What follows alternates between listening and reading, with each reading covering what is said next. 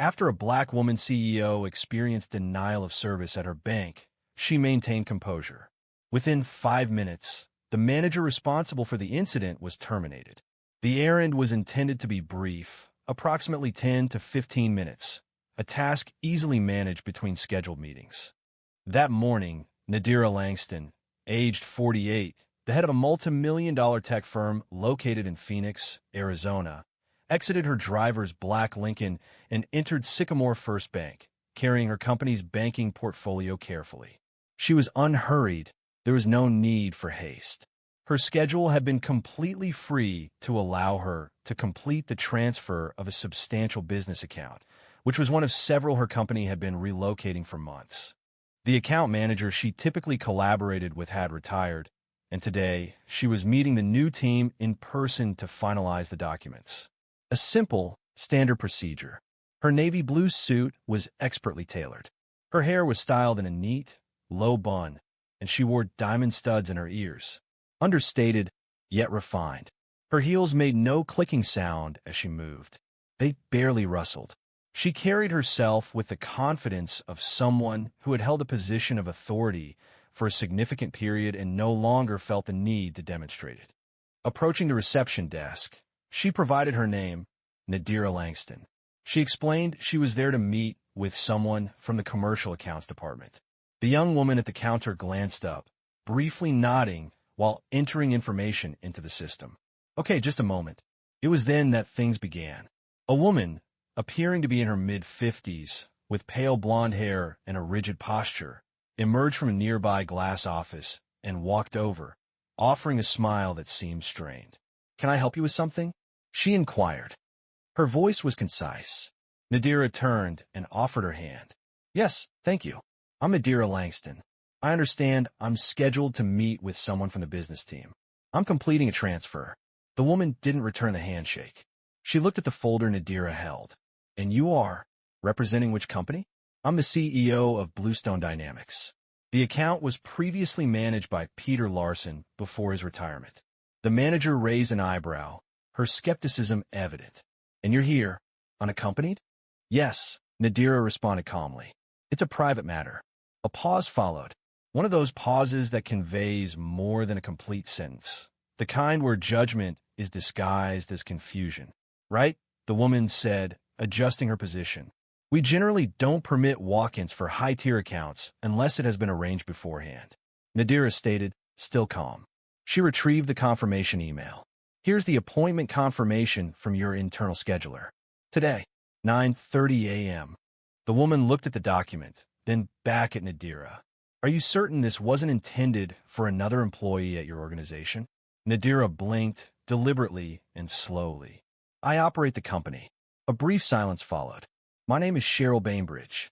I'm the branch manager. We're dealing with some concerning events lately. Individuals have been falsely presenting their credentials to gain access to valuable accounts. You appreciate the seriousness of this, I'm sure." Nadira fully grasped the situation. "Cheryl, is it?" she replied, her tone remaining calm and measured. "Offering my license, corporate ID, and the transaction papers I'm here to approve?" Cheryl's smile became strained. "It's simply procedure, Ms. Langston. Please don't view it as directed at you." Nadira had encountered that phrase on countless occasions, in numerous boardrooms, airport lounges, and hotel lobbies. However, before she could add anything, Cheryl motioned to the receptionist. "Could you please contact security?" Just to err on the side of caution. It was necessary to confirm her statements. Nadira's mouth remained still. Her tone remained consistent. "Are you summoning security?" she asked. "On the CEO of one of our most important prospective clients?" Cheryl's shoulders became even more rigid. "I didn't suggest that," I replied. "I simply stated we needed to verify." At that moment, a subtle change occurred within the room. A quiet hum arose from a man seated in the waiting area. A brief look passed between two tellers positioned behind the counter. A palpable shift occurred. It was evident Nadira had followed every procedure correctly, yet she was still being made to feel like an outsider.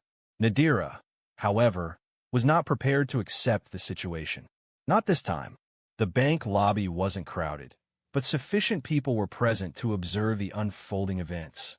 An older man, waiting in line, moved uncomfortably. A woman seated close to the loan office took out her phone, feigning a check of her email, but her gaze remained fixed on Nadira and Cheryl.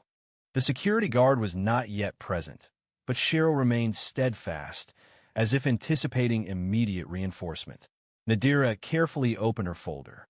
It contained all necessary documentation to confirm her identity: business cards, certified articles of incorporation, 2 forms of identification, and the bank's own records confirming the account transfer. She arranged them on the reception desk methodically, similar to a card dealer. Composed. Accurate. Here, she stated, that is my Arizona state ID. This document confirms my company's EIN. It includes the board resolution authorizing me as the account signer. In this, she indicated the final sheet, is your bank's welcome letter. Cheryl briefly reviewed the papers. Anyone can print documents, she stated, crossing her arms. I've worked in banking for 27 years. I've seen people pretend to be CFOs, consultants, even heirs to estates. We don't make exceptions just because someone claims they're important. Nadira's tone remained steady, but her eyes narrowed. So this isn't about the paperwork. It's about how I appear, correct? Cheryl let out a dismissive sound. I beg your pardon. You heard me. If I presented myself as a 55-year-old man in a Brooks Brothers suit, you'd be extending a handshake and offering coffee. Ma'am, please reduce your voice volume. Nadira responded. My voice is already subdued, her words sharp and clear. I am the CEO. You have reviewed the documents. You know my name. The only thing that seemed to register was that I wasn't what they anticipated. A silence followed. A protracted, uncomfortable silence, and then Cheryl spoke. It wasn't a shout, but it carried. You just don't look like a CEO? The statement lingered, heavy as smoke after a match. Someone inhaled sharply. Another person murmured, did she really just say that? The receptionist stood motionless behind the desk. She appeared to wish she could simply vanish. Nadira's eyelids lowered deliberately, yet her voice remained steady. I have secured more than $80 million in venture capital. I have spearheaded 3 product launches. I have presented as a keynote speaker at CES and finalized agreements in 6 countries. I don't need to appear any particular way to be completely myself. Cheryl began to respond. However, before she could, Nadira shifted slightly and asked the receptionist, is there a regional director assigned to this branch? The young woman nodded hesitantly. He is present today, in fact. It's a surprise audit. He's in the back conference room. Nadira's lips formed a slight smile. Excellent. I wish to speak with him. Then, Cheryl intervened once more, visibly agitated. There's no necessity for that. I am capable of managing this. Let's avoid making the situation worse. Nadira faced her directly. You have already worsened this. You summoned security. You rejected every form of identification I presented. You challenged my position, my firm, and my credibility, all without initiating a single phone call to confirm any detail.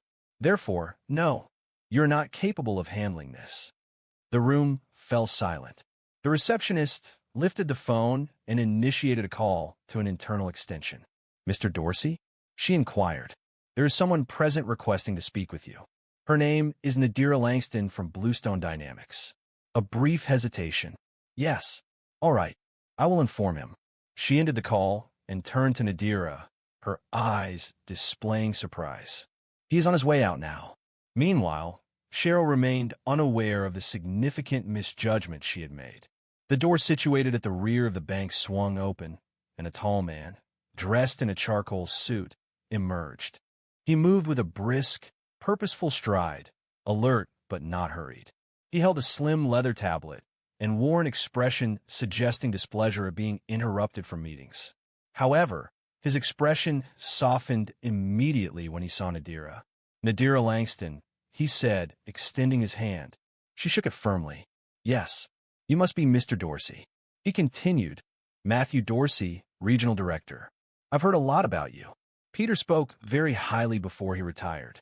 We appreciate the opportunity to manage your accounts. Cheryl's mouth parted slightly, and her face paled. Matthew turned to her, appearing puzzled. Did something go wrong with the meeting? Cheryl struggled to find the right words. Yes, there was. I simply verified the credentials before providing access to the commercial suite. This follows our standard procedure. Nadira remained silent. She didn't need to. The receptionist, still positioned behind the counter, added cautiously. She contacted security, sir. She stated that we were unable to verify the client's identity. Matthew blinked. You contacted security? Regarding Ms. Langston? I was attempting to adhere to established procedures. Cheryl responded promptly. We've experienced individuals recently presenting fabricated business credentials. I prefer not to assume any risks. You understand how crucial our commercial accounts are. He gave her a direct look. Yes, I am aware. This is why we verify credentials, rather than form assessments of clients based on subjective impressions. Cheryl's shoulders tightened. Excuse me? She began. I've reviewed the compliance logs.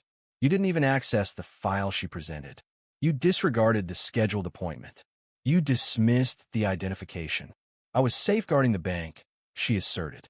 You embarrassed the bank, Matthew retorted.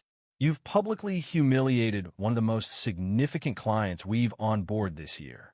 In view of customers, in view of staff, with no justification. A security guard finally arrived at the front entrance, his radio clipped to his belt, meticulously scanning the room, as if anticipating trouble. Matthew dismissed him with a wave. Everything's fine here, Eric, Cheryl repeated, her voice now trembling. False alarm. She had entered alone. Her name wasn't on the standard schedule. It was on the revised internal schedule, the one your assistant oversees. The same schedule you approve every Monday morning. You simply didn't review it, Nadira stated, stepping forward slightly, her voice low but clear. You hadn't acted without delay because of an absence. You paused because I didn't align with your preconceived notion of who should possess such authority. Matthew remained silent, allowing the quiet to linger. There was nothing further to elaborate on. Cheryl's mouth opened once more, but she spoke no words. Ms. Langston, Matthew stated, pivoting with a return to decorum. Would you be willing to accompany me? I will personally oversee your transaction from my office. Nadira acknowledged with a single nod. Certainly. They started to leave, passing the lines of desks and glass-walled offices. Cheryl stayed still by the front desk, her eyes wide, her face unreadable. No one moved towards her. The receptionist looked at her keyboard. The security guard walked away slowly, seeming unsure of what to do. Just as they were about to vanish down the hallway, Matthew halted and turned. Cheryl looked up, clearly surprised. My office. After this meeting, we'll be discussing your role here in detail. He didn't raise his voice. Wasn't necessary. However, Cheryl already sensed a change in the atmosphere. Matthew's office presented a crisp, though understated, impression. It featured clean lines, 2 chairs positioned across from his desk, and a tall window allowing morning light to spread across the carpet. Nadira waited until he invited her to sit, and even then, she maintained a straight posture and a composed demeanor. He closed the door softly, then turned back to face her. Ms. Langston, I want to apologize for what just happened. That should not have occurred. Not here. Not anywhere. You were treated unfairly, Nadira stated calmly, placing her folder on the desk. However, this isn't the first time. It probably won't be the last, Matthew responded, leaning against the edge of his desk. We have protocol for a reason, to prevent exactly this kind of thing from happening. Cheryl disregarded every step. She didn't just disregard protocol, Nadira said. She formed an opinion of me immediately upon seeing my face. Matthew breathed out his nose, crossing his arms. I acknowledge that. He resumed looking at the documents she had placed before him, reviewing them without speaking. He wasn't hurried. He was carefully considering everything. Everything is in the correct order, he stated. I never questioned it. However, I do want to inquire. Did she allow you any opportunity to provide an explanation before summoning security? Not really, Nadira responded.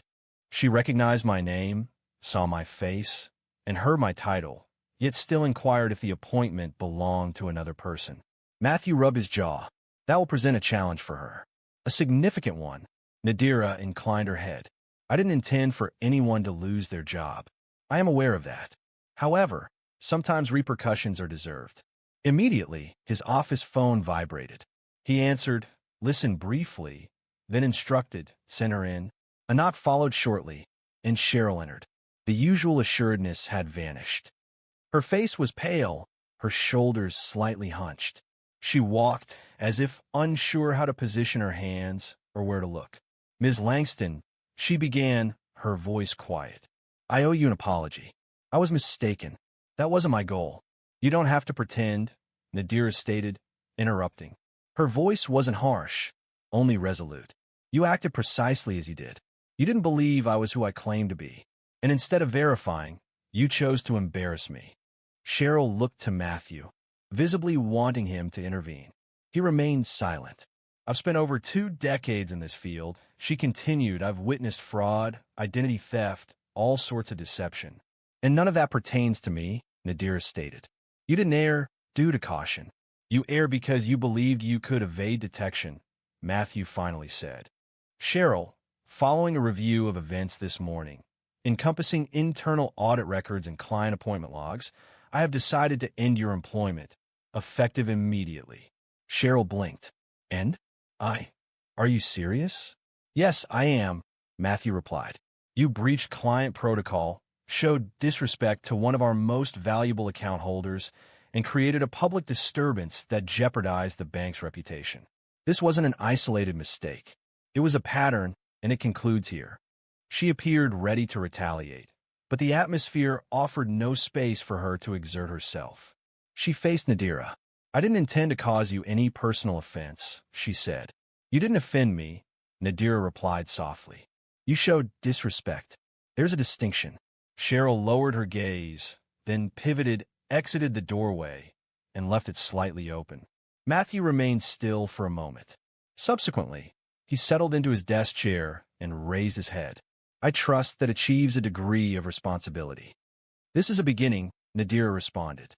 However, beyond the confines of that office, the narrative was quickly moving away from the bank. Information doesn't spread rapidly within a bank, except when a significant event occurs. And what unfolded that morning at Sycamore was not merely significant, it was irrefutable. As Nadira and Matthew left the office, the ambience in the lobby had fundamentally changed. Patrons remained silent. Tellers murmured behind their workstations. Cheryl's absence was more pronounced than her presence had ever been. The nameplate had already been taken from the front glass office, as if she had never worked there. Matthew walked Nadira out personally. I'll ensure the rest of the paperwork is managed by someone capable, he said. You shouldn't have to experience this level of absurdity. Ever. Nadira nodded. Accepting the folder, he returned to her. The paperwork is the straightforward part, she replied. He gave a quiet, respectful laugh. Indeed, they arrived at the front doors, where 2 customers graciously held them open. A teller rose from behind the counter and offered a small wave, hesitant yet genuine. The sun was ascending higher above Phoenix. The air was dry, and the pavement was warm. Nadira hesitated close to the curb, her driver advancing, the car door already ajar. She glanced back at Matthew. A statement you made in your office resonated with me, that occasionally consequences are deserved. He affirmed this with a nod. Yes, I agree, she stated. But repercussions lacking comprehension do little to affect change. Matthew lifted his eyebrows, showing interest. I don't want Cheryl to experience hardship, Nadira proceeded. I need people to understand this wasn't about me. This occurs for Black professionals, particularly women, on a daily basis. It happens at airports, restaurants, stores, and meetings. And frequently, no one faces termination. They're simply disregarded. Again and again, he remained silent. He allowed her to continue. Perhaps for the first time, someone like him genuinely listened. If the bank is to address this with seriousness, she stated, refrain from simply publishing a statement online. Avoid issuing a standard apology. Initiate a dialogue. Instruct your managers regarding the oversights made. Prevent this from recurring for the next woman who enters that establishment. Matthew inhaled deeply, his posture now slightly more burdened. You are correct. I am unable to reverse the events that transpired. However, I can ensure they contribute to a positive outcome. That's the true measure, isn't it? Nadira responded. Not what one accomplishes with an audience, but what one alters when unobserved. She entered the vehicle, and the door closed behind her. The interior was quiet, but the silence felt clean. Her driver glanced back through the mirror. Everything satisfactory, Ms. Langston? She looked at her hands, then out the window at the glass facade of the bank. Cheryl had resolved to ignore her. The crucial decision, the one that would have significant impact, had already been made by someone else. Yes, it has, she said softly. Nadira didn't know that within 24 hours the entire country would be discussing what transpired inside that branch. It began with a tweet, just a few lines from someone who had been sitting near the loan officer's desk that morning. Just witnessed a black woman CEO get denied service at her own bank. She remained composed, publicly addressed the bias, and the manager was terminated immediately. I don't know her name, but I won't forget her demeanor. By lunchtime, the tweet had surpassed 40,000 likes. By evening, it appeared on Instagram, then Facebook, and subsequently on local news. A local blogger identified Nadira's name by comparing information with a press release Bluestone Dynamics released earlier that month. A Phoenix reporter verified the information with the bank. By nightfall, Nadira Langston was trending across the nation. She made no public statements. Wasn't necessary. Others shared their experiences. LinkedIn was filled with accolades. Corporate professionals, frequently black women, recounted similar situations, being questioned at the valet of their own office buildings, asked to show ID 3 times before boarding first-class flights, being addressed as sweetie, even while leading negotiations worth millions. People described Nadira as graceful, resilient, and composed. However, those who understood the situation better explained that it was more than grace. It was a matter of survival. Simultaneously, Sycamore First corporate headquarters mobilized. Within 24 hours, they issued a statement recognizing the incident, confirming Cheryl Bainbridge's departure from employment, and affirming the company's dedication to equity and continued training. This response proved insufficient for the public. Numerous comments appeared, questioning how many other Cheryls remain working in your branches. And do your executives grasp that implicit bias training cannot address issues permitted by your hiring processes? Black women should not be expected to remain composed when facing disrespect. Nadira made no public statements regarding the situation until 3 days later when she consented to an interview on a podcast hosted by a longtime friend and business strategist, Leona Bates. They faced each other in a silent studio in Tempe, with microphones activated and without any prepared notes. Leona began softly, asking, "You've remained silent while the internet has erupted. What prompted this response now?" Nadira answered, "Because the matter is no longer about me." Leona focused on what this situation highlighted. Specifically, that despite possessing the correct titles, documents, and credentials, people still perceive you as an outsider. Speaking out is then labeled as causing a disturbance, while remaining quiet is interpreted as agreement. It's a draining predicament, regardless of the choice. They discussed the matter for almost an hour, extending beyond the bank to address the significant emotional burden of maneuvering within established hierarchies while burdened by long-standing prejudices. Nadira remained composed. She didn't express sadness or frustration. Instead, she simply stated the facts, clearly, steadily, and without question. Following the broadcast, a fresh surge of interest emerged. This interest was authentic, thoughtful, and not superficial. Fellow CEOs contacted her. Business publications featured the narrative. A headline declared, "She didn't raise her voice. She raised the bar." Nevertheless, Nadira maintained a grounded perspective. She did not desire recognition. She sought transformation. And she understood that meaningful change rarely appears in news headlines. The bias appeared in hiring practices, policy decisions, and even in determining who was initially believed. Even after the initial news coverage faded and the events became part of collective memory, those who witnessed her that morning at the bank still remembered what they saw. A few weeks later, Nadira addressed a room full of college students at Arizona State University. She had not intended to give any public speeches that season, as her schedule was already very full. When a business ethics professor contacted her and requested a conversation with her class, she readily agreed.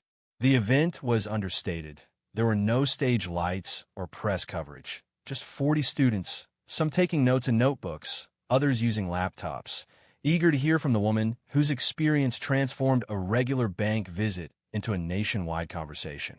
She presented no slides. There was no podium. She simply walked to the room's front, paused, and began speaking. "I won't be telling a storybook narrative," she stated. "I won't be suggesting that if you labor diligently, no one will challenge you, because that isn't invariably accurate." The room fell silent, all attentive. You can possess the title, the suit, the contracts, the track record, and still be informed that you don't belong, not due to any failings on your part, but because someone else cannot envision your triumph without a face resembling their own. She surveyed the room. Her voice remained gentle, but each word resonated. And in those moments, a choice presents itself. Do you contract to ease their discomfort, or do you maintain your full presence, even if it creates tension in the space? A young man seated in the front row raised his hand. He asked, "How did you manage to remain composed during that experience? Weren't you feeling anger?" Nadira responded with a slow nod. "Naturally, I was. But anger is only valuable if you understand how to channel it. That day, I employed it to remain grounded. I employed that tactic to ensure she couldn't dismiss me without looking me in the eye while doing it." Another hand then rose, this time from a young woman. "What advice would you offer someone just beginning, who hasn't developed a resume like yours?" Nadira hesitated. "Recognize your value before anyone else attempts to define it for you. And if they try to diminish you, speak regardless, even if your voice trembles." There is a certain quality to her delivery, as if she were addressing herself as much as the listener. Following the presentation, students formed a line to express their gratitude. Some simply desired to shake her hand. Others sought guidance. One young woman, speaking softly, shared, "I'm studying engineering. I'm considering dropping out. I didn't believe there was a place for someone with my background." Nadira responded, making direct eye contact, "There is. And if there isn't, create it." That evening, back in her office, Nadira found herself alone at her desk, enjoying a cup of tea. Her inbox remained full. Her phone continued to buzz. The excitement hadn't fully subsided. She understood that the public's attention would fade. However, certain individuals would retain the memory. The students, the customers present in that bank lobby, the employees who witnessed a manager lose her position due to someone's unwillingness to yield. And perhaps, in the future, when a woman like her entered a place where she wasn't anticipated, she might be greeted instead of questioned. She might be respected, all because of one moment, one voice, one refusal to remain silent. If this story resonated with you, even slightly, please share it. Change doesn't always begin with prominent demonstrations or widespread media attention. Occasionally, it originates with a composed, persistent voice that states, "This isn't right." After a reserved black girl experiences severe bullying at her new school, no one intervenes until her father, a man with a concealed past he's long tried to keep hidden, resolves to speak out. Imani Reddick stood near the side entrance of Halston Middle School, clutching her backpack strap until her fingers hurt. She didn't cry. That wasn't her way. She remained silent, her chin slightly lowered, observing the stream of students who didn't even acknowledge her. She had discovered that remaining unnoticed could offer more protection than being visible. Mobile, Alabama, was not her home. Her home was Savannah, or at least it had been, that old brick apartment with the broken mailbox and the familiar smell of fried fish every Sunday. But her father insisted they needed a fresh beginning. Consequently, they were now living in a duplex with 2 white walls and neighbors who offered no greetings. Her initial week at Halston High had been largely uneventful. The teachers were courteous, her coursework was within her abilities, and the cafeteria food was acceptable. Children possessed a remarkable ability to detect subtle shifts. much like dogs identifying fear. Imani rarely spoke unless necessary. Her father often remarked that her voice carried weight, and she avoided using it for casual conversation. Her hair was styled in precise twists. Her shoes were polished, and her clothes were neatly pressed. She presented a simple, intelligent appearance, avoiding anything ostentatious, simply careful. She actively avoided drawing attention to herself. However, on Thursday, attention sought her out regardless. She walked along the B Hall corridor, on her way to science class, when a tall boy with sunburned cheeks and a smug look blocked her path. "Hey," he said, tilting his head like a puppy feigning friendliness. "You don't talk much, do you?" Imani blinked at him, uncertain if it was a question or a challenge. "What's wrong?" he pressed. "Are you too good to say hi?" She replied softly, attempting to move past. He shifted aside and bumped her shoulder, causing her to stumble slightly. "Chill out." She simply acknowledged him. He didn't respond, continuing his walk, his heartbeat quickening unexpectedly. His name was Tyler McHale. She discovered this later during gym class, when he erupted in laughter during a basketball game and called another student slow as hell, a comment audible to everyone in the room. The other boys joined in his laughter. Even the coach remained largely silent.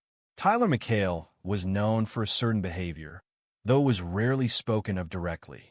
He belonged to that category of children best left undisturbed, especially if you valued tranquility. Imani recognized the pattern. He possessed the hallmarks: boisterous, presumptuous, and exhibiting a subtle cruelty that often escaped adult observation. That evening, at their residence, her father posed the customary inquiry. "How was school, dear?" She responded with a slight lift of her shoulders. "Okay. Anyone causing you difficulties?" She denied it with a headshake. Darius Reddick scrutinized her expression. His gaze was penetrating. It didn't gloss over details. She held his gaze for a moment, then averted her eyes and began to play with her fork. "You know you can tell me anything, right?" he said. "I know." She didn't elaborate. He didn't press. He always respected boundaries. That's what he's taught her since she was little. A reserved child isn't fragile. They're simply waiting for the appropriate moment to share. Imani hoped that principle still applied. But the atmosphere of Halston was altered. This wasn't Savannah. This wasn't the neighborhood where Miss Charlene looked after her when her dad worked late, or where Mr. Jalen across the street gave her peppermints on Sundays. This place didn't feel like it had people, just moving pieces. On Friday, Tyler walked past her in the lunch line and accidentally knocked her tray sideways.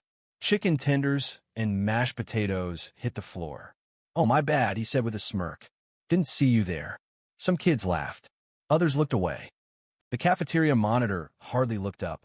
Imani crouched to gather the tray, her cheeks flushed but her expression unreadable. She remained silent, simply tidying up and moving to the rear of the queue. Tyler departed as if everything was normal. However, it was significant, especially for her. But that was only the start, and the most difficult moments were still to come. By the second week, the cafeteria event felt like an introduction. Tyler had made it his purpose. Imani didn't understand why. Perhaps it stemmed from her lack of visible reaction compared to others. Or maybe because she didn't appear afraid, despite feeling it. Regardless, Tyler perceived this as a challenge. Initially, it manifested as hushed comments behind her in the hallway. This escalated to staged applause when she responded to questions in class. Following her excellent score on an English pop quiz, he publicly questioned, what's she attempting to demonstrate? Trying to be the teacher's favorite or something. During gym class one day, she was the last person chosen for teams.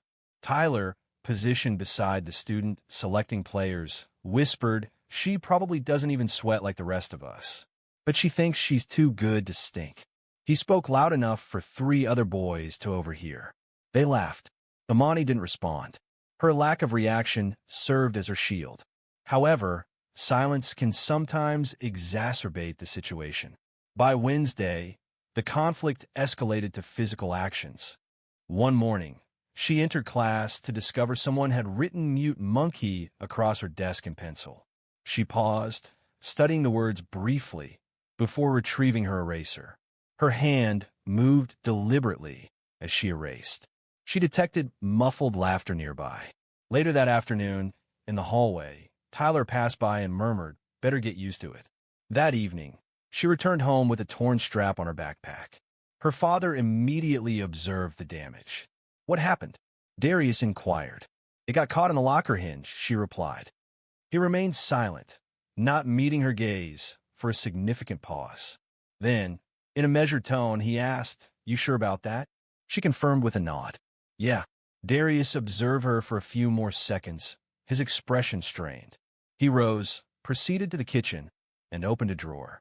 Returning with an antique sewing kit, he began to mend the strap while she sat at the table, feigning study. The quiet returned. It wasn't oppressive, just commonplace. She understood he was hesitant. She also recognized he would wait however long she required. A tightness began to build within her, feelings she couldn't articulate. Friday proved to be particularly difficult.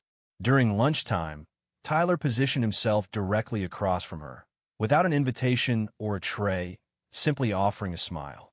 "You don't enjoy conversation, do you?" he remarked, tapping the table with his fingers. "Are you one of those peculiar individuals? Do you believe yourself superior to others?" Imani continued eating, deliberately slow, bite after bite. "I asked you a question," he stated, raising his voice. "Or are you too unintelligent to respond?" Those nearby began to observe the exchange. Several phones were unavailable. Imani glanced up at last. "No," she stated. "No what?" She asked. "I don't believe I'm improved. I simply dislike waste." Immediately after the words were spoken, a plate of spaghetti launched from the periphery. It struck her chest, coating her shirt with red sauce and onto her lap. Amusement rang out. She rose deliberately, making no effort to clean the sauce, simply fixing her gaze on Tyler. His eyes widened, not with fear, merely with surprise. The lunch monitor arrived, predictably late. "What happened?"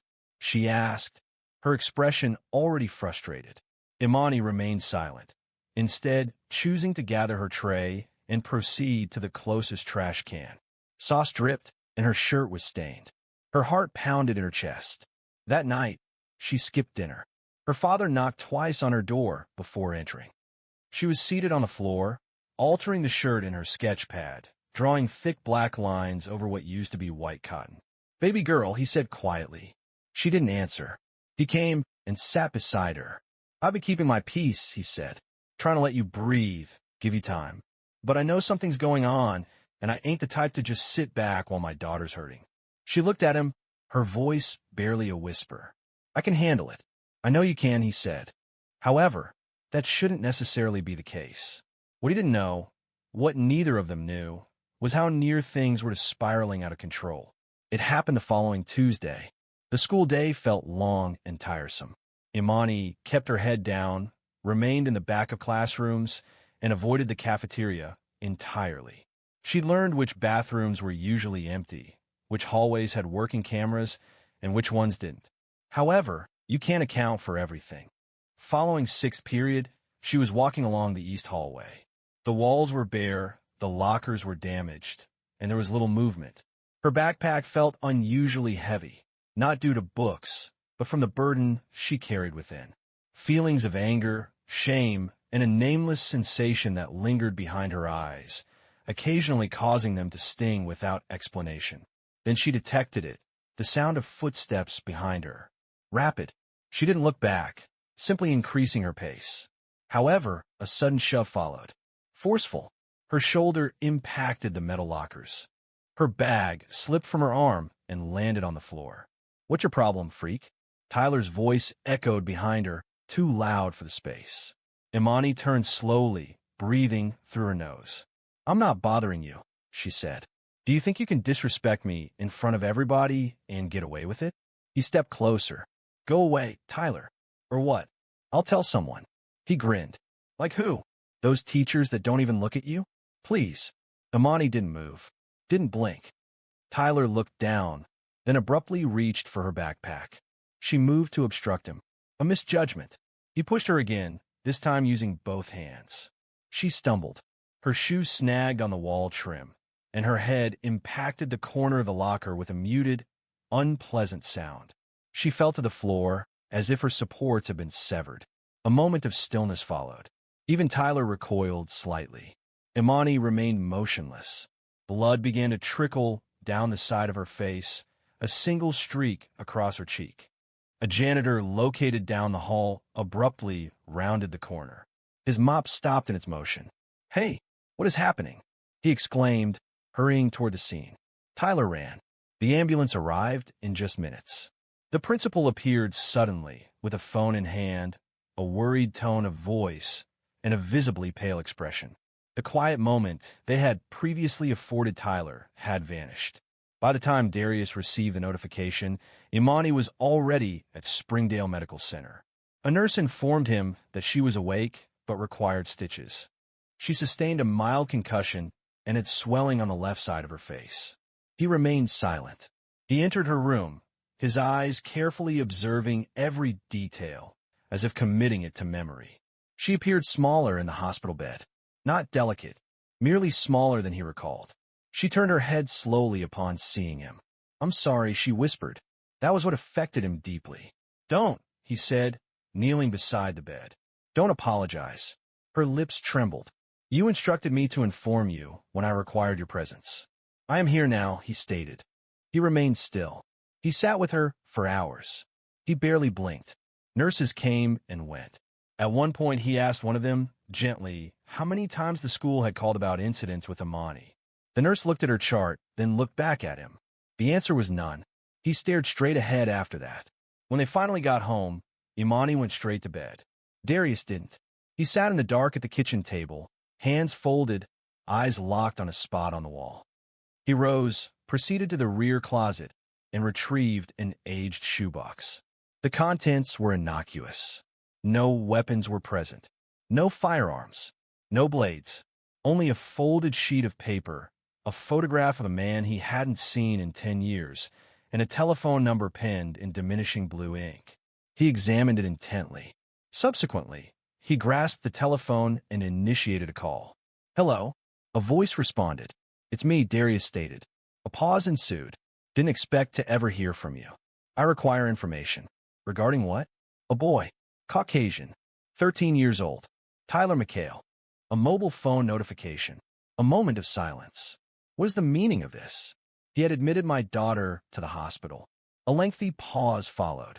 Then, one day prior, Darius terminated the call. He remained motionless, suspended in quiet. A part of him, long suppressed and deeply concealed, began to react. It wasn't anger, not even aggression, simply heightened awareness. However, making a call of that nature meant inviting consequence. And once a path was opened, unwelcome elements often entered, difficult to retract. 15 years ago, Darius Reddick was recognized under a different identity. In Savannah, the name Deke commanded attention. He wasn't boisterous, nor did he act impulsively, yet he consistently achieved his objectives. His methods were subtle, a quietness that instilled unease. Debts were settled, and disappearances were understood, thanks to him. He avoided direct violence, except in matters close to him, which were infrequent. Deke didn't seek a leadership role. He shunned the public eye. He positioned himself just behind those in power, and that's where true influence resided. But then Marissa became pregnant. Marissa wasn't living on the streets.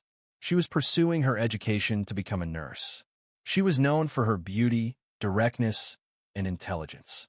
When she informed Darius they were expecting a child, a change occurred within him. He began to contemplate his lasting impact. He thought about what his daughter would perceive when she looked at him. He worried about the number of falsehoods it would require to conceal his true identity from her. Marissa did not survive the delivery. A tragic accident occurred. A rainy night, a drunk driver. She was gone, suddenly. Without warning, Darius was left with only a 5-pound baby girl who inherited her mother's eyes. Following this, he vanished, abandoning Savannah. He severed connections, sold the vehicles, concealed the cash, destroyed the phone, and relocated to smaller towns, securing unassuming jobs and maintaining a solitary existence. For 14 years, he erased himself from view, all for Imani. However, The phone call he initiated that night, after observing her at the hospital, marked the beginning of the unraveling. The individual he contacted, Terrence Bug Nichols, was not a friend. Not really. More like someone utilized when results were needed without interference. 3 days after the call, Bug sent a message. Tyler McHale, son of Curtis McHale, was with Mobile PD. Curtis ran a side job for a while, moving product through impounded vehicles. He was caught 5 years ago, but avoided conviction on a technicality. He still wears the badge. Still corrupt. Darius considered this information. He did not desire vengeance. This was not about harming a child. Understanding that his father was a man who abused his authority to manipulate people was a different matter. It suggested Tyler was acting aggressively because he's avoided repercussions. Someone had instilled in him the belief that there would be no accountability. This ignited a deep anger within Darius, an anger he hadn't felt in a considerable time. He drove across town that night. He parked a few blocks from an old warehouse by the train yard. He knocked once, then twice slow. Bug answered. His face appeared older. His body seemed thicker, but those eyes, still cold. Thought you were out for good. Bug said. I was. Bug gestured for him to come inside. So what changed? Darius looked around. Metal shelves, old crates, a faint hum of radio static in the corner. I need to scare somebody. Bug raised an eyebrow. Scare. I want the message to land, but no blood. Bug chuckled. That ain't your usual style. I'm not that man anymore. Bug looked at him for a long second, then nodded. All right, I got someone who owes me. Real discreet. Ex-military. Now works security. He will leave a note they will remember. No threats. No harm. Just presence, Darius stated. Bug grinned. You want to haunt the man. Precisely. 2 days later, Curtis McHale returned home to discover his front door slightly ajar. Inside, nothing was stolen. However, every drawer had been opened, and his framed awards were placed face down. A single Polaroid photo rested on his recliner, an image of Curtis from 5 years ago, hands cuffed, head down, flanked by officers. On the back, a simple sentence. If anything happens to my child again, yours is next. Curtis failed to report the incident. He understood the protocol. This was not something you concealed. During that same week, Tyler ceased attending school. There was no official notification. No farewell. Imani observed his absence, but remained silent. She returned to her classes, head held high, quiet, but no longer concealed. However, Darius recognized that revisiting the past doesn't always allow it to settle. Occasionally, it resurfaces with anger. The house phone rang shortly after 11:30 p.m. Darius seldom answered calls from numbers he didn't recognize, but a feeling compelled him to answer. He remained silent, simply waiting. A low, familiar, and dry voice spoke. You made noise, Deke. Darius paused before responding. Then he requested silence, just a presence. The voice emitted a chuckle. Yeah, well, some presence echoes louder than you think. Darius gripped the phone more firmly. Who is this? The voice inquired. You remember Devin Mars? That name caused a sharp, uncomfortable feeling in his throat. Devin Mars had previously worked as a problem solver in Savannah. Uncompromising, precise, and driven by ambition. Darius had wronged him several years prior when Mars threatened someone Darius valued. The incident concluded with a tense confrontation that was never discussed. Until now, he currently resides in Pensacola, involved in real estate, nightclubs, and politics. His child attends Halston Prep. Rumors suggest he's become aware of your name once more, and he's displeased. Darius leaned back in his chair, the kitchen clock ticking behind him like a countdown. I'm no longer part of that world. Then why was your name being circulated again? Click. The line disconnected. For the next hour, Darius remained silent. His thoughts raced. Devin Mars did not forgive, and he did not forget. If his name was being passed around, that meant others were paying attention as well. It wasn't just about Tyler anymore. It was about what people believed Darius might become again. The mere thought of it made his stomach churn. He recalled Imani, how she used to fall asleep on his chest. She remembered how she'd learned to walk with her arms out like wings. He'd promised her a different life, a quiet one. But quiet wasn't always safe. At school, People noticed Imani was walking a little taller. She didn't smile much, but her silence now felt different, less like retreat, more like strength. Her teacher, Miss Kendrick, pulled her aside after class. I just want to say I'm sorry we didn't do more. We should have, she said. Imani looked her in the eye. I am not relying on others to act appropriately anymore. Miss Kendrick stopped. You possess more strength than you realize. However, strength was insufficient on its own. On that Friday, a black SUV with tinted windows arrived outside the school precisely as the final bell sounded. The vehicle was not the property of a parent, and it remained parked. Imani observed it. A feeling, not of fear but of familiarity, churned in her stomach. She didn't know who was inside, but she had seen a car like that previously, back in Savannah. Following her grandmother's funeral, she informed her father that evening. Darius didn't inquire. He simply moved to the rear room and retrieved a phone from a drawer. Instead of contacting Bug, he dialed another number. A woman answered, her voice raspy, reminiscent of gravel and whiskey. It's been a long time, Deke. Too long, Tanya. I heard you went soft. I did on purpose, he replied. She chuckled once. That's good, but now you're calling. I need eyes on a vehicle. A black SUV with Florida license plates was parked outside Halston Middle School.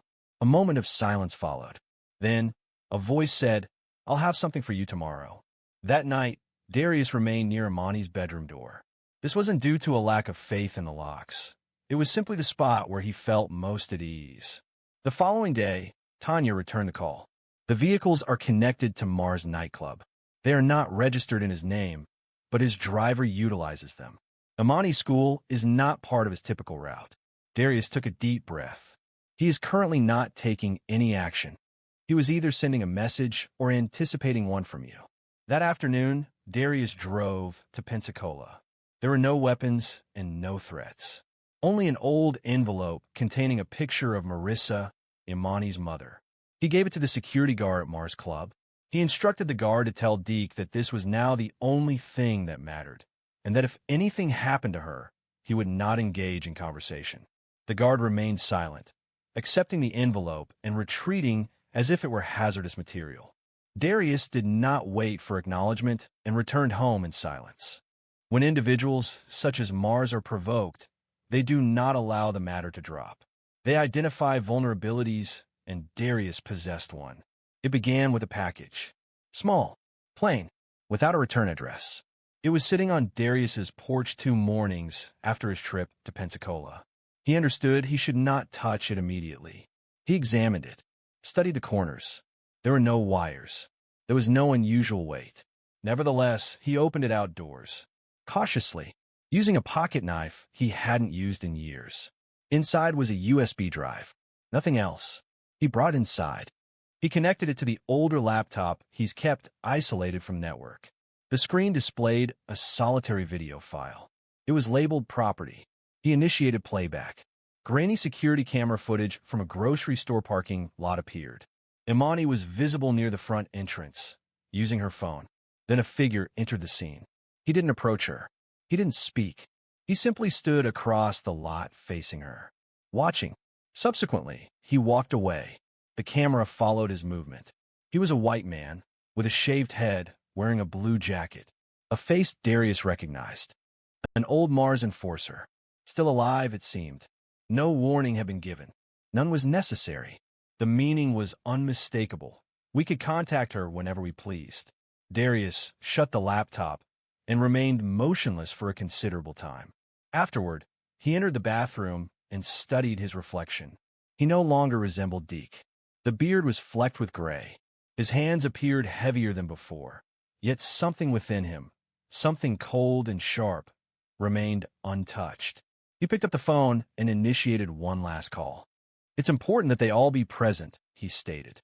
3 hours later, he found himself in the back room of a car shop in Foley. 5 men were seated around him. Each possessed a history they hadn't documented. Tell me why we're here, one of them inquired. They threatened my daughter, Darius responded. There was no request for verification. His delivery wasn't challenged.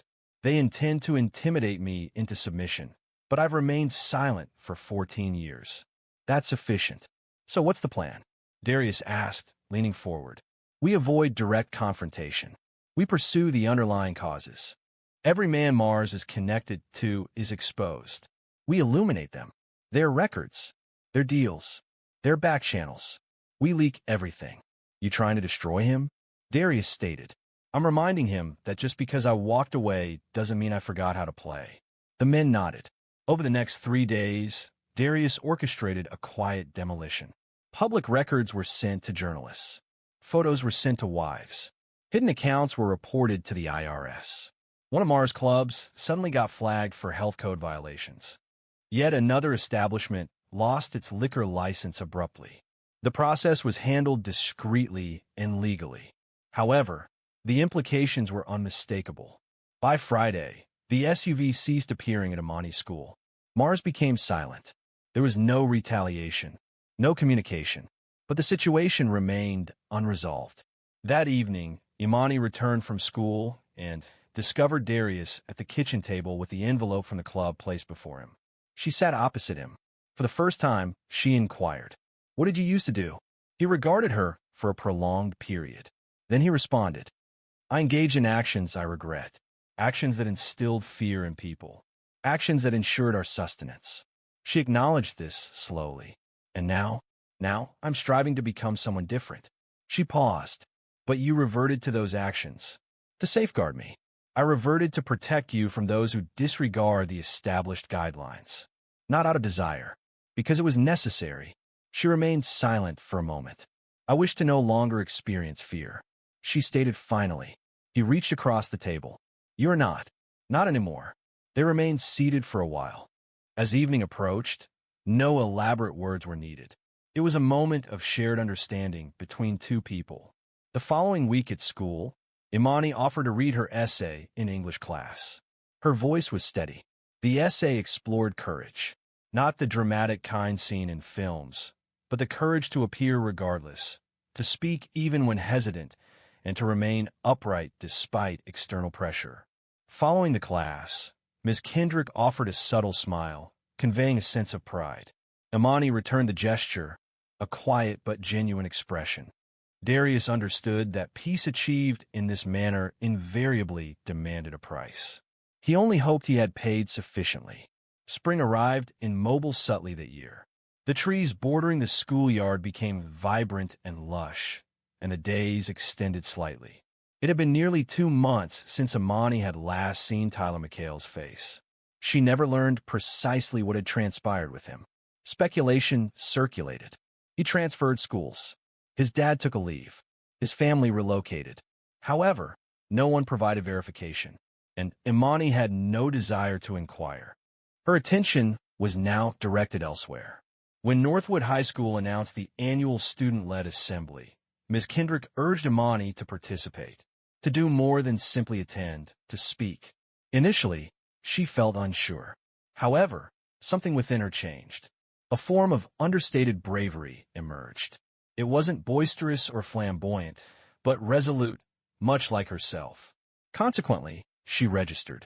On the day of the event, as her name was announced, the gym grew almost silent. Teachers leaned forward. Students ceased their whispers. Imani walked to the podium with her hands at her sides. Her notes were folded in one pocket, untouched.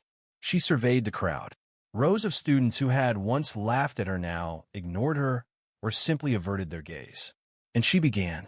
"My name is Imani Reddick. A few months ago, I wished no one would know my name. I didn't want to be noticed. I believed that staying quiet would keep me safe." She paused. But silence doesn't always guarantee safety. Occasionally, it merely renders you unseen by those who could offer assistance. It was painfully obvious to those who intended harm. Several people looked my way, and some averted their gaze. I experienced bullying. It wasn't due to any action on my part, simply because I didn't align with someone else's preconceived notion of how I should appear. It was a painful experience, and it diminished my sense of self. She briefly looked towards the back of the gym, where Darius stood partially obscured, with his arms crossed, observing her. However, I realized that silence does not equate to strength. Understanding when and to whom it's important to speak, that is strength. I believed I needed to manage everything independently. I was mistaken. She averted her gaze, then returned her attention upwards. I now have an advocate for me, not simply offering verbal support, but demonstrating tangible assistance. And I want every person present to acknowledge this, particularly those who have felt as I once did. You are not obligated to face challenges alone. The initial response was silence, a pause where the words resonated powerfully and truthfully. Then, a single clap broke the stillness. It was followed by others, until the room was filled with applause. Imani moved forward without a smile. It wasn't necessary. Her words carried the impact. Following the assembly, several students came to speak with her. They were subdued and showed deference. Many simply expressed their gratitude. Others offered their apologies. A few inquired about spending time together. She paused, considering her response. That evening, back at home, Darius prepared grilled chicken on the patio. The aroma of charcoal and sweet onions filled the air. Imani sat close by, her knees drawn to her chest, observing the dancing flames. Did you truly mean what you expressed? Darius questioned. He flipped the meat once. Then he glanced at her. Your mother. She used to speak like that. Imani smiled. You think she'd be pleased? I know she would. A silence followed. She'd also say I'm allowing you to mature too quickly, he added. Imani laughed once. You sort of are. He chuckled. I suppose we're both learning. Later, as the sun dipped behind the houses, they sat in quietness. Not the kind they used to carry around like armor. This quietness was different, lighter. Imani didn't require her father to be flawless. Her need was simply for his presence. And Darius, acknowledging all he had done and all he had concealed, understood that safeguarding her didn't invariably involve burying the past. Occasionally, it meant accepting responsibility for it, so she wouldn't have to. Existence rarely offers a complete escape from sources of pain. Yet it provides a choice. Remain silent, or voice your truth. Walk independently, or accept another support. Imani opted to speak, and Darius chose to listen. This is how they found healing. As a united front. If this story resonated with you, please subscribe to see more. Each story we share explores authentic choices, real people, and the resilience needed to progress, regardless of your beginnings. He entered the bank, his appearance marked by a tattered coat and old shoes. People assumed he was simply another person experiencing homelessness. Then, he spoke calmly, stating, I own the land this building sits on, and presented documentation to support his claim. The door's chimes sounded as it always did upon entry, yet few people acknowledged it. They barely glanced up. A few fleeting looks were all it received. One woman subtly shifted her position to observe him before returning to her computer screen. Another took a sip of her coffee and rolled her eyes, murmuring something to the teller beside her. A man entering the space appeared out of sync with the surroundings, not threatening, simply different. The environment consisted of shiny glass, polished tile, and Bluetooth headsets visible behind the counters. This was Morris Coltrane Langston, age 62, with a thick gray beard. His coat was 2 sizes too large, and his jeans suggested a past no one wished to explore. He moved deliberately, not due to age, but with caution. Each step felt significant, as if he were assessing his place within the setting. He approached the counter where Brittany was working. She offered him a brief look. Sir, a bank card or ID is required for withdrawals, she stated plainly. Morris offered a gentle smile, though it seemed weary. I don't require a withdrawal. I need to discuss property, he said. Brittany's eyes widened slightly. She glanced at her colleague, who was visibly trying to contain laughter. Property? She asked. Yes, he confirmed. I believe I own the land this bank is built on. At that moment, the laughter erupted. The message originated from Cliff Yarrow, the assistant branch manager, who had approached, arms crossed. Cliff was a man who displayed his authority prominently. He made no attempt to conceal his amusement. Sir, I believe you are at the incorrect building, Cliff stated. This is not the county records office. You cannot simply enter and declare ownership of a bank. I did not say I own the bank, Maurice responded, his voice quiet. I said I own the land. There's a distinction. Now, all eyes were upon him. The security guard, identified as Lee, who typically appeared to be checking his phone near the door, stood up straighter and moved forward. Cliff questioned, "Do you have any paperwork to back that up?" Maurice slowly reached into his coat pocket. For a moment, Lee reacted, conditioned by experience to anticipate a potential threat when a black man reached into a pocket. However, Morris's movements were unhurried and non-threatening. He carried the envelope deliberately, as if accustomed to it. He produced a thick, crumpled packet. The pages were yellowed with worn edges, having been folded and unfolded numerous times. At the top, it read, Franklin Delroy, 1913 land deed. Below that were stamped legal seals and notary signatures. "I've held on to this since my father passed," I said. "And he kept it since his father passed," Maurice added. The deed belonged to a black-owned cooperative that obtained plots throughout this section of Knoxville during the Reconstruction era. I tapped the envelope gently.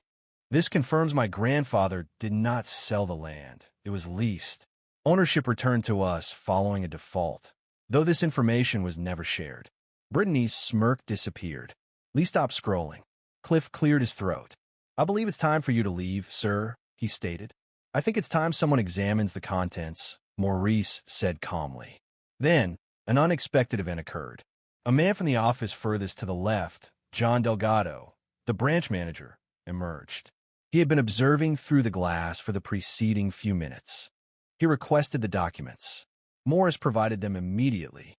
John escorted them back to his office. A period of silence followed, lasting briefly. Subsequently, 5 minutes elapsed, then 10. Eventually, John appeared. His expression was altered. "Connect me with regional compliance on the line." Immediately, he stated. As phones began to ring and conversations grew concerned, Maurice remained still at his position by the counter.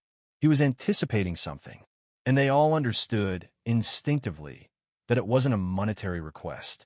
Cliff walked back and forth behind the teller row, massaging the back of his neck, as if that would aid his comprehension of what he's heard.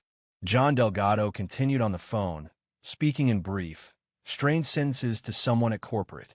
His office blinds were partially closed, but every few seconds, a glimpse of his face emerged from the gap. He wasn't smiling anymore. Brittany stood uncomfortably at her station, looking sideways at Maurice, who hadn't moved from his position. His hands were folded, and documents rested gently on the counter in front of him. "Do you want to sit down?" she finally asked, her voice softer. Maurice shook his head. "I've done enough sitting in my life." A man in a tailored suit and thick-rimmed glasses walked in briskly from the back entrance. His ID badge read Gerald Tisdale, Regional Property and Compliance. He went straight to Delgado's office without a word. Moments later, John opened the door again and waved for Maurice. "Sir, would you mind stepping in for a moment?" Maurice nodded once and retrieved his envelope. His boots made a slight scuffing sound against the tile as he entered the office. As the door closed behind him, the remaining staff members quieted. No one spoke. Even the security guard adjusted his position, uncertain whether to remain nearby or act as if nothing was occurring. Inside, the atmosphere was tense. "Mr. Langston," Gerald stated cautiously, "I've reviewed the original deed and the tax history you provided. Could you please tell us where you've been keeping these documents?" "My father kept it in a box of his belongings," Maurice responded. "He was a carpenter, building houses in Alcoa and Maryville before his knees failed. After he passed away, I kept the papers in a locker at a storage unit I used when I lacked permanent housing." Delgado appeared astonished. "You're saying this land was never sold? That the trust was still active?"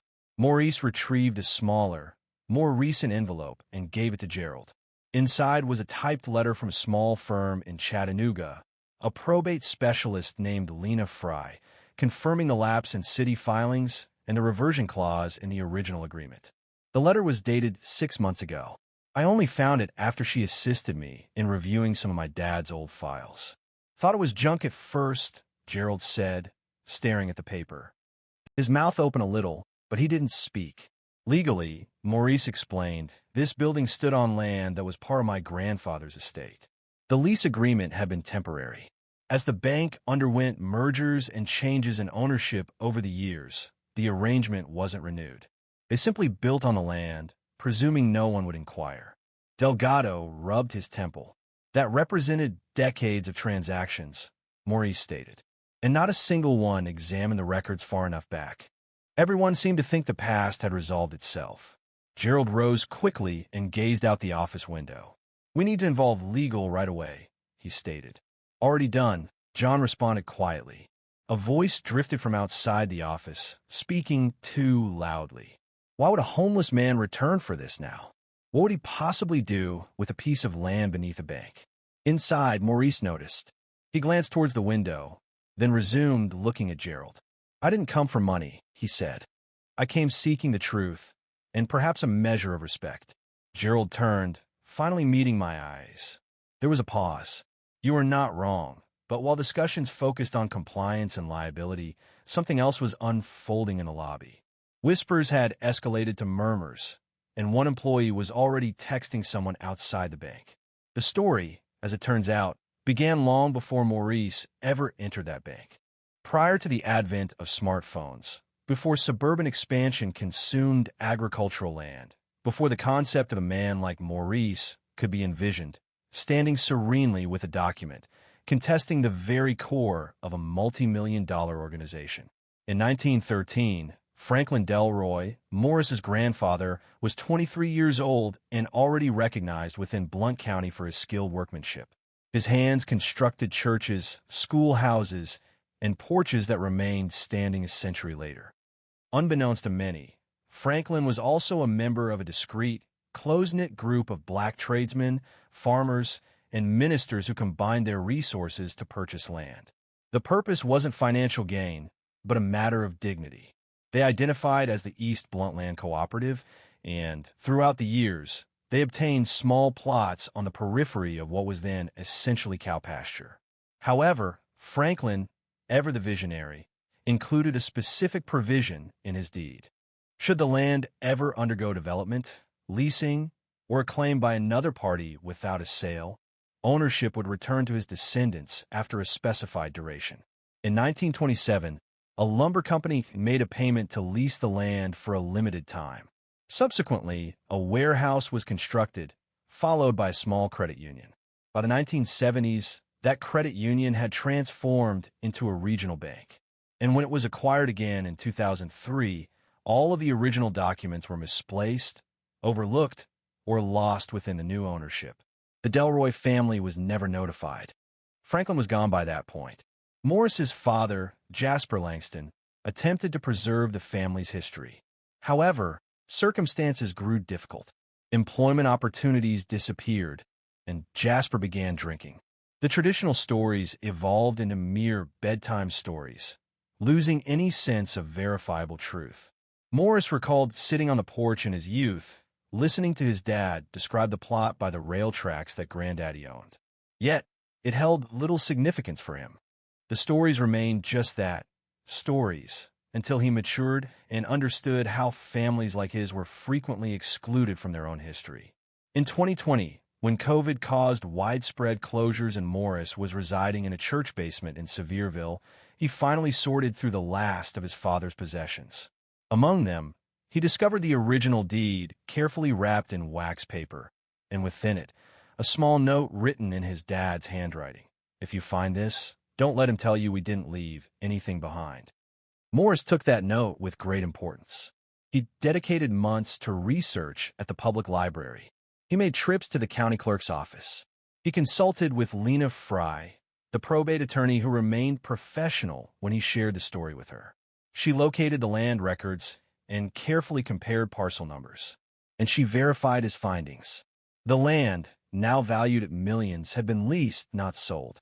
The original clause remained in effect. No legal purchase had ever occurred. Consequently, after years of homelessness, this situation seems quite unusual. Morris entered the building constructed upon his grandfather's land and stated something unexpected. "I believe this belongs to me." At the bank, John Delgado now had the documents spread across his desk. They contained a century's worth of signatures, carbon copies, and ink stamps from courthouses that no longer existed. Gerald, the regional compliance officer, examined one page as if it had committed a personal offense. According to this clause, he stated. The property returns to the original family if the lease expires without renewal or sale. John confirmed this had occurred twice, and the family was not notified. That's correct. A significant silence followed. Then Gerald quietly expressed concern, saying, "We're in trouble." Maurice remained seated opposite them, silent. He showed no sign of a smile. However, a sense of calm was evident on his face. It was as if a man had, at long last, joined together all the pieces of a puzzle and possessed the perseverance to complete it. As events aligned within that office, a woman on her lunch break began live streaming the growing disturbance outside the bank. The unfolding situation quickly transcended their internal narrative. The lobby's ambience underwent a change. Initial silent assessment evolved into quiet wonder. The atmosphere then became something different altogether, a palpable sense of nervous anticipation. A teller had moved away from her workspace and was positioned by the coffee machine, appearing to stir sugar while observing the office door as if expecting someone to enter. The security guard had repositioned himself, now standing nearer to Morris's chair, seemingly not for protection, but perhaps to observe. Beyond the glass partitions, John Delgado's office was full. Gerald Tisdale was participating in a video conference with a group of legal representatives from corporate, their faces difficult to interpret. A senior counsel, Mark Levin, repeatedly posed the same inquiry. How did this oversight occur? No one could provide a satisfactory explanation. The numerous transfers of ownership involving various parent companies and banks had obscured the documentation until Morris brought it back to their attention. There's a public title gap, Gerald stated. No signed release, no recorded sale. The reversion clause was never satisfied. Mark Levin moved closer to the screen. Does this man, Langston, possess the original documents? John stated that he has more than just documents. He has lineage, and we've verified the parcel data. It's the same land. The only alterations were the asphalt and steel constructed upon it. Mark pinched his nose. Okay, here's what we need. Secure a release from this man. Offer a small settlement. Remove him from the building before the press arrives. Maurice, seated quietly nearby, understood their thinking without needing to hear the discussion. He understood the atmosphere. After decades of observing how people assess your value, John ended the call and turned to him. Mr. Langston, would you be willing to settle this today? We could quietly arrange compensation, something equitable. Morris folded his arms. What's fair to you? John paused. That would require negotiation. But if we act quickly, we could avoid unwanted publicity. Maurice chuckled softly. Unwanted by whom? John momentarily looked surprised. A knock sounded at the glass door. A woman, identifiable by the local news logo on her lanyard, smiled and raised her phone. Hello. We've received information that someone entered with a land deed asserting ownership of the bank property. May we speak with Mr. Langston? John's face visibly drained. Who informed you? A voice from the lobby murmured. The live streams have exceeded 12,000 viewers. Morris rose to his feet deliberately. There's nothing to be concerned about. I'm not intending to cause a disturbance. Gerald approached. Mr. Langston, please understand that this situation requires careful handling. It would benefit everyone involved if we could maintain discretion. I attempted a subtle approach, Maurice stated. I'm accustomed to quiet. It defined much of my existence. It yielded no progress. A pause settled over the group. Gerald seemed poised to object, but a palpable truth lingered, inescapable. Returning to the lobby, Brittany spoke softly to Maurice. The amusement had vanished from her face. Do you truly possess this? She inquired. I have always possessed it, he replied. The recollection seemed to simply vanish. She lowered her gaze, a hint of embarrassment visible. I'm sorry. Morris's expression eased a little. It's not your fault. You were instructed on how to behave when someone like me enters. The bank's doors opened once more, and 2 additional reporters entered. A man carried a boom microphone over his shoulder. Another began recording with his phone. Cliff attempted to block their entry. This is private property. A reporter responded, observing Maurice. Not for long.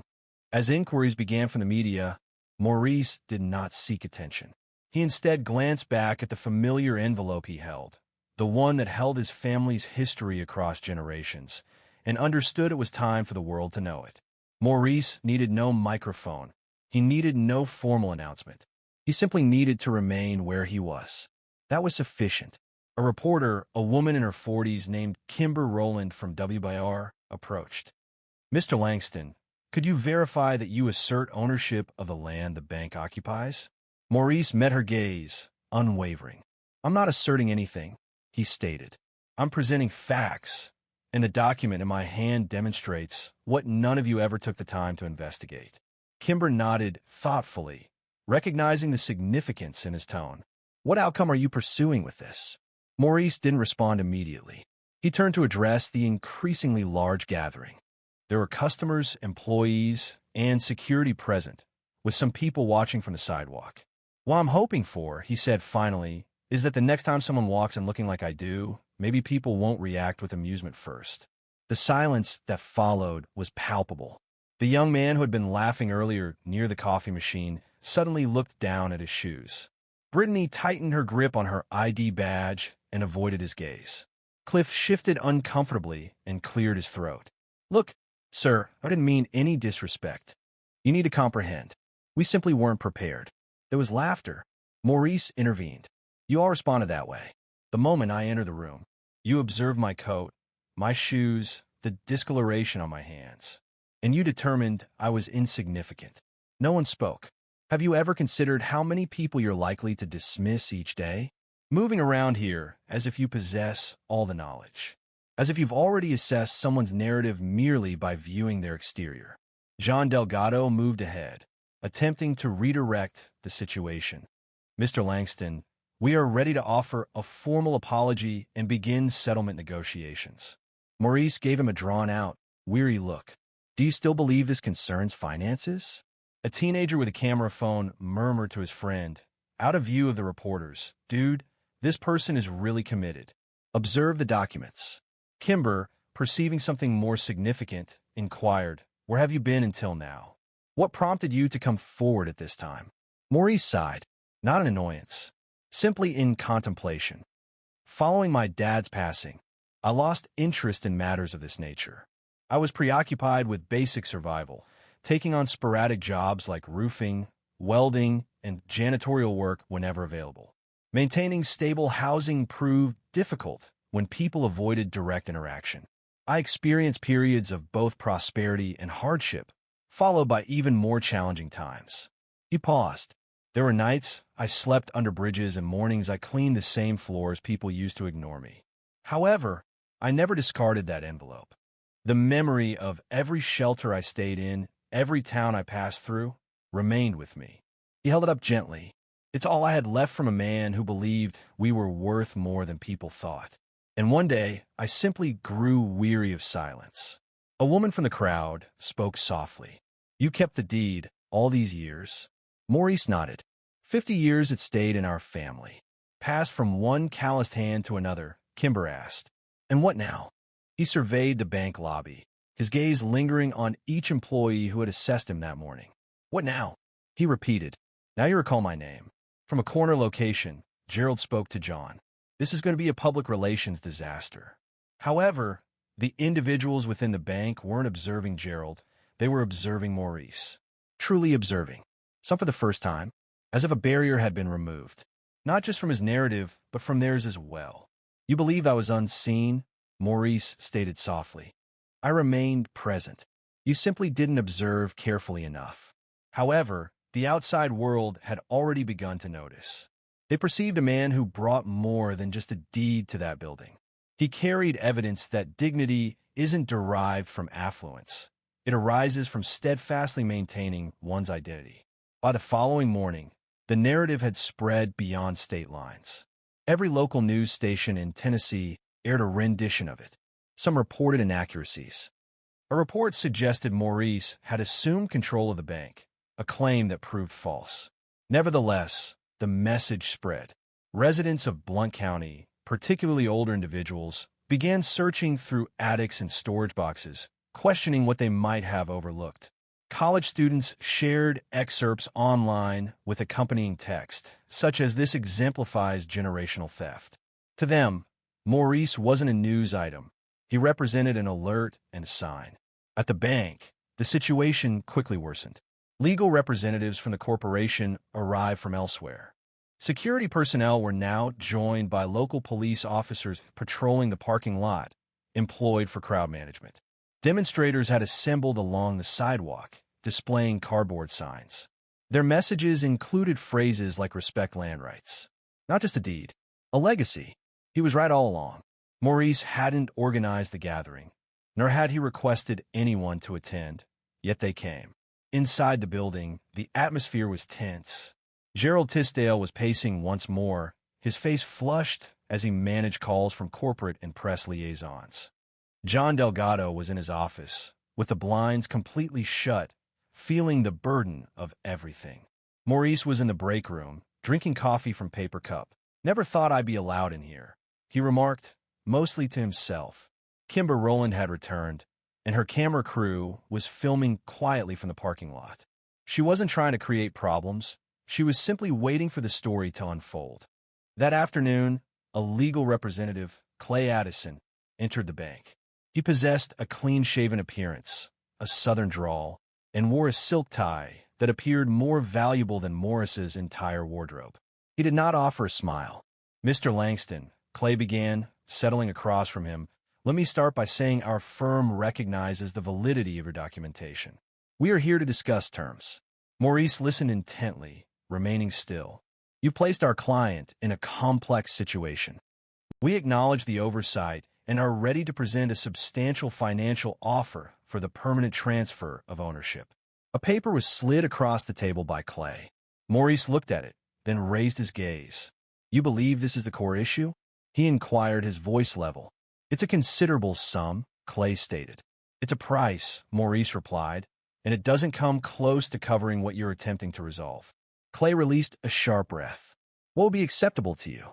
Maurice leaned forward, composed but resolute. "I want a plaque with my grandfather's name displayed out front. I also want the official record corrected with the city, and I want a foundation established in his name, one that provides housing for families who have experienced similar circumstances." Clay blinked. "Are you serious?" "I'm absolutely serious." There was a significant pause. Then Clay said, "I will present this to the board." "You please do that." Information about the negotiation became public the same day. And when it did, an unforeseen development occurred. People began making donations. People donated online, in person, and by check. One woman from Jackson traveled 2 hours to personally hand Maurice a $20 bill and express her gratitude for him, ensuring they weren't forgotten. The bank subsequently released a brief statement later that week, stating, "We recognize the validity of Mr. Maurice Langston's claim and are working in good faith to resolve this matter respectfully. We have deep appreciation for the legacy of Franklin Delroy and the community he helped build." While corporate and sanitized, this statement was unexpected. Regarding Maurice, there was no celebration. No press conference was held. He simply exited the bank one afternoon, carrying the same envelope he had entered with. However, this time he wasn't alone. 3 generations of Delroys stood with him in spirit, and hundreds more supported them. While legal teams assessed expenses and public relations teams prepared announcements, the most important aspect had already transpired. Someone like Maurice had finally been acknowledged, and the narrative was no longer controlled by the bank. It belonged to everyone who had ever been forgotten. The sun shone that morning. Maurice Langston stood in front of the bank again. Now, he wasn't standing on disputed land. He was standing on his grandfather's land, officially recognized by the city of Knoxville as part of the Franklin Delroy Legacy Trust. It wasn't just a name on paper anymore. A new plaque had been installed outside the bank's main entrance, embedded in a small brick pedestal near the sidewalk. Bronze letters, clear and lasting. Dedicated to Franklin Delroy, 1890 to 1954, builder, father, landowner. His legacy endures. Maurice touched it softly. The plaque felt cool beneath his fingertips. He remained silent. Words weren't necessary. A small group had assembled for the unveiling. Community leaders, students from the local university, reporters, and some of the same bank staff who previously ridiculed him were present. Brittany stood at the rear, her hands clasped, attempting to make eye contact with Maurice whenever he turned. This time he succeeded. The foundation he had proposed was already being established. A partnership with a local nonprofit was formed within weeks of the settlement. The Delroy Housing Fund would provide grants to families at risk of homelessness, particularly those who have been disadvantaged by legal complexities and overlooked actions. I didn't desire revenge, Maurice told Kimber Rowland in his final interview. I simply wanted the truth to endure beyond the falsehood. It had taken years to reach this point. For years, he had experienced being overlooked, marginalized, and disregarded. However, the instant he entered through those glass doors, holding a creased envelope and a legacy of suffering, things began to shift. And currently, he was simply a man identified by a name. He had acquired a modest, well-kept house not distant from the outskirts of Alcoa, close to the same areas where his father had previously constructed porches and fences. It wasn't elaborate, merely a neat area, a functional sink, a bed to relax in. Occasionally, he would sit on a plastic chair outside, sipping coffee and greeting children cycling up the slope. On other occasions, he collaborated with local high schools, discussing land ownership, family histories, and the consequences of oblivion with students. Preserve your documents, he advised them. Retain your names. Ensuring no one erases your people from the narrative. People now referred to him as Mr. Langston. At times, even Sir, but the designation he valued most was the one his grandfather had attained. Builder. It wasn't about buildings, but about something larger. Legacy. He never anticipated forgiveness from the bank. However, it wasn't necessary. What he required, he received: an acknowledgement, a correction, and the opportunity for those who followed to declare, I belong here too. The bank continued its operations, but the employees carried themselves differently. They engaged with people they had previously overlooked. They posed questions rather than making assumptions. The transformation wasn't flawless, but it represented a meaningful shift. One afternoon, several months following the resolution of events, Brittany approached him outside the community center. Mr. Langston? She asked, her voice betraying nervousness. Yes, he replied. I've been taking night classes. Real estate law. He raised an eyebrow. Is that so? He inquired. After everything that happened, I realized how much I didn't know. About ownership, history, how things get passed down or lost. Morris smiled, slow and genuine. Good for you. She paused. I'm sorry for how I treated you that first day. He nodded. An apology wasn't necessary. It was owed to the individual who would next enter. She considered this thoughtfully, responding, yes, I will. He retrieved a copy of the original deed, a replica, to be exact, from his coat and gave it to her. Keep this. Use it in class. Teach someone something. She accepted it with care, as if it were fragile. As she departed, Morris looked towards the street and observed a group of teenagers assembling at the bus stop across the road. One of them gestured towards the plaque. The others drew closer to listen. He remained silent, allowing them to continue. He simply observed, a quiet sense of pride welling up within him, as his grandfather's name emerged in the discussion once more. Perhaps that's how genuine transformation truly begins. Not through rage, nor solely through the pursuit of justice, but through remembrance and the bravery to keep it alive. Should you experience a feeling while hearing Morris's narrative, do not hold it back. Spread it. Discuss it. And if there's a family name you haven't mentioned in some time, vocalize it. The impact of legacies endures only when we actively preserve them. Subscribe for more stories that illuminate the true meaning of dignity.